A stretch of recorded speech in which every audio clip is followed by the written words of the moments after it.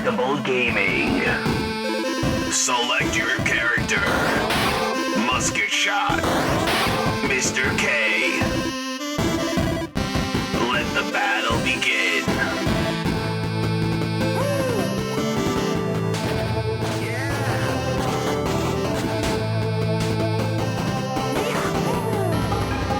Get ready for a battle unknown. 3, 2, 1. Hello and welcome to another edition of Indestructible Gaming and More. I'm Musket Shot. Alongside me is my co-host, Mr. K. Mr. K, long time no see. Hey, long time no see either. Happy early Halloween. Yes. It's October. Nice. So this episode, we're going to be talking about a game called 12 Minutes. And this game got released this year, actually, August of 2021. The developer is Luis Antonio. I think it's his only game. I didn't find anything else about this game from him, but publisher is Annapurna Interactive, and they've done a bunch of different games. And the game is rated M for mature with violence, blood, gore, sexual content, and language. So not particularly one of those games that going to let you young kids play if you're keep track of the games that they play like that. It does have some. It's on Xbox One, which is where we played it. You played it on your Series X. I played it on the regular Xbox One. I was on Game Pass, and it's also a PC game. Got a few different, famous voices, which is pretty cool. I'm not sure how Luis landed these folks to do the voices, but it's got James McAvoy as a voice, Daisy Ridley, and Willem Dafoe doing voices. So yeah, pretty neat. So do you want to give a quick synopsis of the game? Without spoiling anything, I can try my best to. Okay. So basically, you and your wife are going to be having a wonderful date in the house when this man comes up to the door and yells at you to come in and let him in. He's a police officer. And basically, things happen, and you have to start the day all over again. And that's the whole premise of the game. Trying to figure out why this happened, who this is, what does he want, and why are you stuck in a continuous loop, all in 12 minutes. Yeah, the game doesn't last 12 minutes, but it can if you let it. Right. Well, each loop is basically 12 minutes of, I guess, sort of gameplay. So, within that 12 minutes, the police officer shows up at your door and stuff like that and, comes in. So, just real quick, James McAvoy is the voice of the husband, which is the main character you play as. Daisy Ridley is the wife, and then Willem Dafoe is the voice of the police officer. So it's top down, point and click type game. Yeah. Where you control the husband. So you can look around and stuff, click on things, pick things up, add it to your inventory, that type of gameplay. Like Mr. K said, there's a time loop that happens every 12 minutes. So either that or it causes the time loop to happen from a certain event that occurs. Right. Depends on what you do or what happens. Right. So there's certain things that'll happen. Like if your character suddenly tries to leave the apartment you're in, the time loop, it'll start over again. Usually if you play out the time loop, the police officer will come to the door and then things will happen. Yeah. This whole 12-minute things occurs only in that one apartment. Right. That's where it only takes place. It doesn't take anywhere else. Yeah, and basically the police officer is coming to your house, to your apartment, because he's trying to arrest your wife for the murder of her father. That's basically it. And so you have to sort of try to figure out what actually happened. Is she really the one that killed her father? Is she really guilty? A lot of different things you have to try to find out to prove it. And like I said, each time loop, you hopefully will learn something new. That's how you sort of progress the story. Yeah, like Musket Shot said, you go around picking things up, adding them to your inventory, and using them to your advantage in the time loop. You don't get to keep it when you go and start a new one, Right. which means you have to go around and pick things up, which can be repetitive at times, but it does make sense to do it. Right. But you can even combine items as well Right. as use these items on other things in the world. Yes. Or should I say rooms? Yes. Yeah. And there's only 3 rooms in the apartment. There's a living room, a bathroom, and a bedroom. So it's not a lot you gotta explore. Technically 4 if you count the closet. Oh, right. Yes, the closet. Yeah. But there's different things you can do. How you want to play it is really up to you. There is a certain path to finish it, Right. but you can basically do whatever you want from the get-go. Yeah. But like Mr. K was saying, the game is pretty repetitive, which is one of the things that's part of the game being in a loop. And so that's that's just, comes with it. You can't if you know the movie Groundhog Day and he keeps reliving the same day over and over and over again, it's the same stuff over and over again. It can get really repetitive and really like over like too much. And for me, it got to that point at times. So you can skip through the dialogue. So if you're like, tired of hearing. Because, you come in the room, that your wife will say the same exact thing when she sees it. It doesn't like instantly skip it, though. You kind of have Right. to like wait a second for it to play out. It kind of like fast forwards it. It doesn't skip it.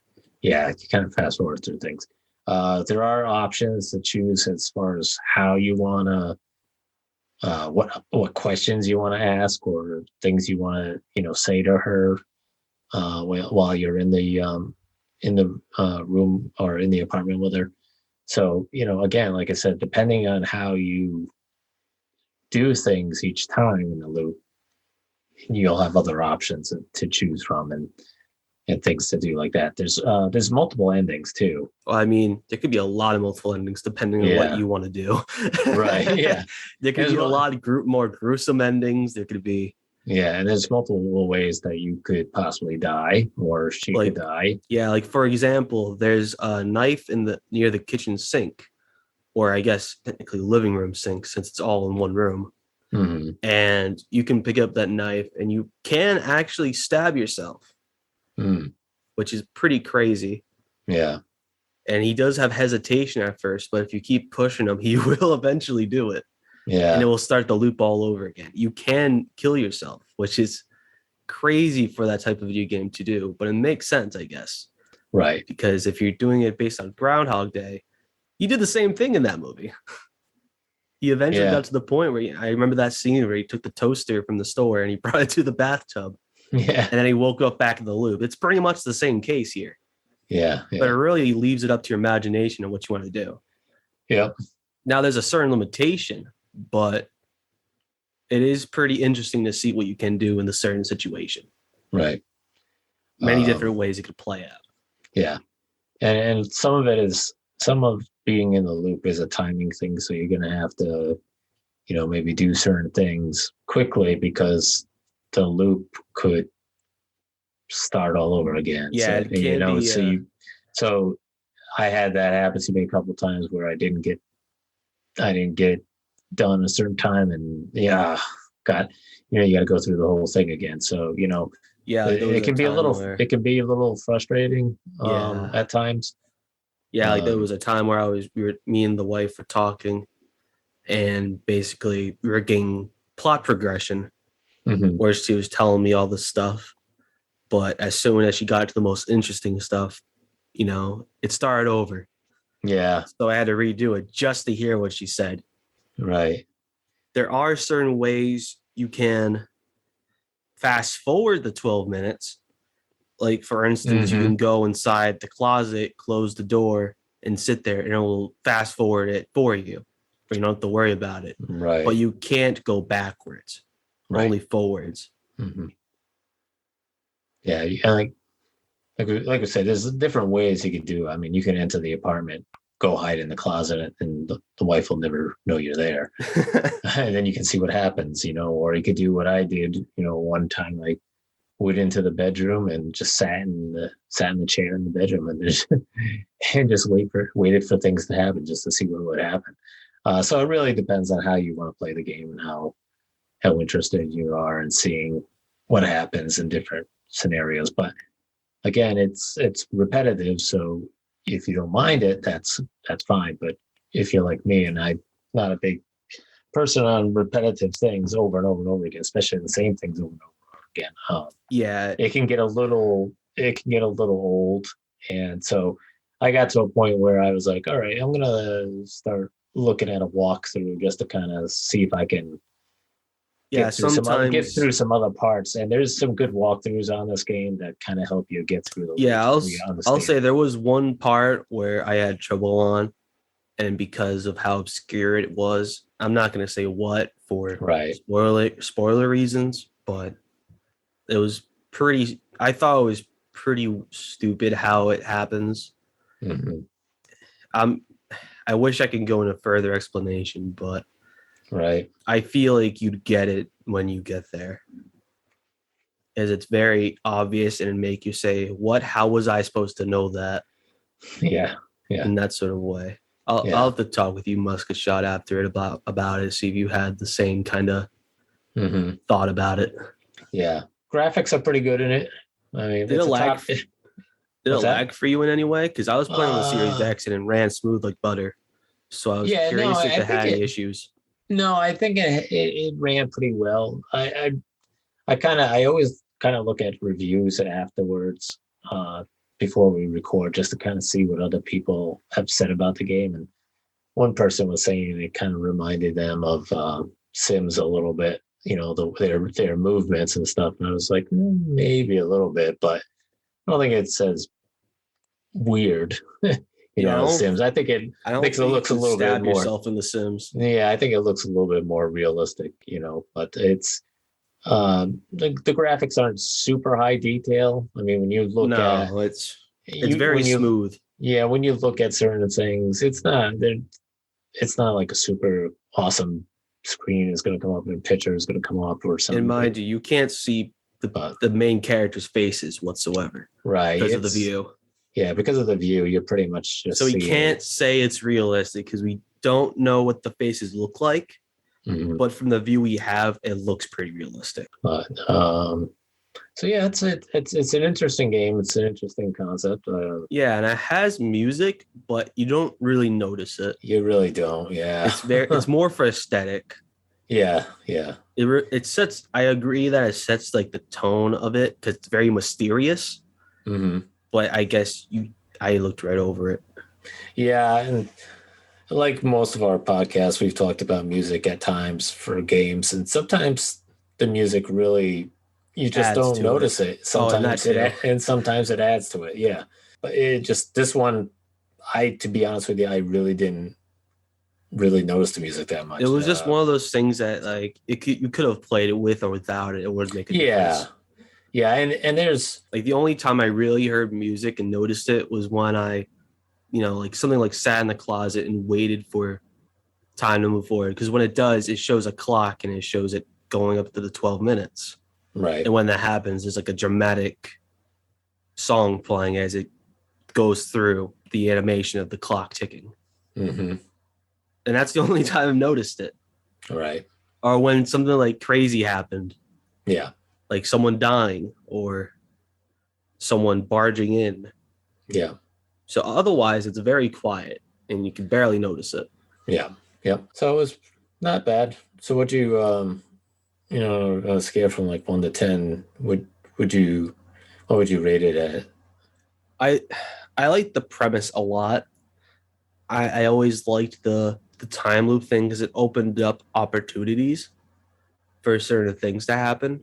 Mm-hmm. I liked the gameplay of the point and click. I didn't mind that. I didn't like, however, how it was basically you can only finish the story in one way, technically. If you don't count dying as an alternate ending, Mm-hmm. it's a one way to go. And I don't like that about it. I wish you had multiple endings where you lived Mm-hmm. instead of just one major one. Well, maybe it was just the way you ended it, because I thought there were multiple endings, but maybe it was just the way you played it. No, I've seen only one so far. Okay. I mean, unless I looked over it, I don't think Okay. I have. Otherwise, I thought it was pretty good. I wish I hope if they do a second one, that takes place in more than one room. Mm-hmm.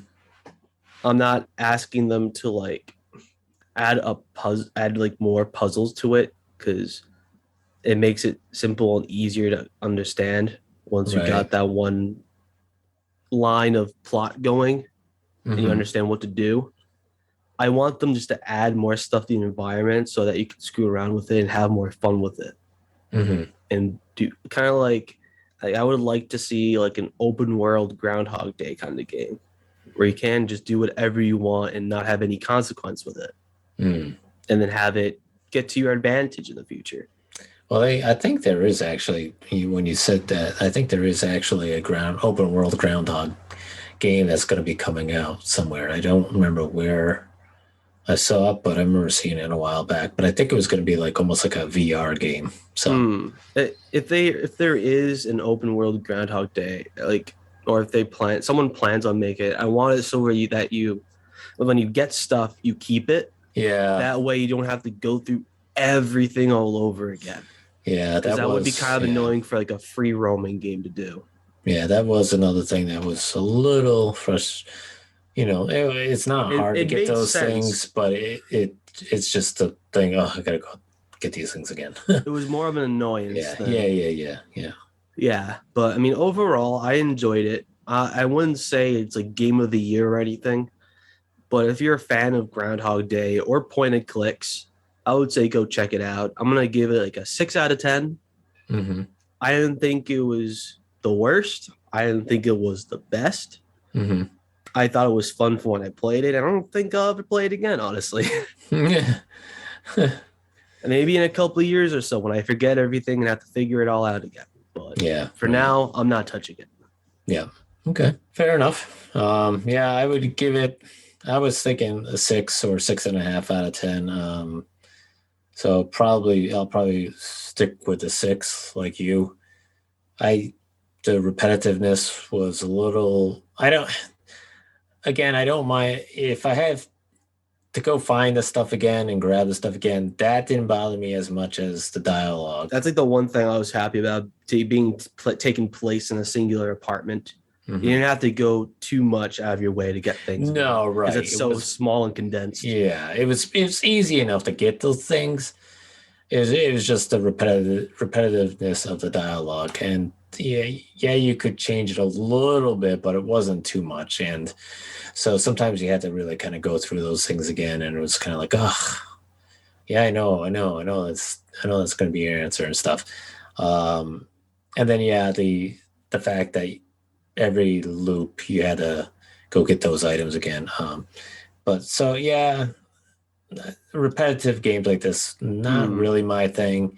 It is an interesting concept. It is an interesting game. It's got a good storyline if you don't mind all the repetitiveness and can get through it, and and you're willing to try different things to unlock more secrets of the story of what really happened. I think you'll really enjoy the game. Yeah, it's still a very fun game to play. You can have fun while playing it.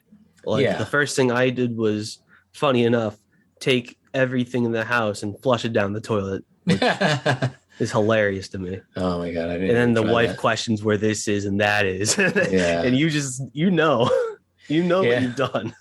Yeah, at one point, one of the main parts of the story, and this isn't giving anything away, is she makes a dessert for the both of you when you get home and stuff like that, and it's in the fridge.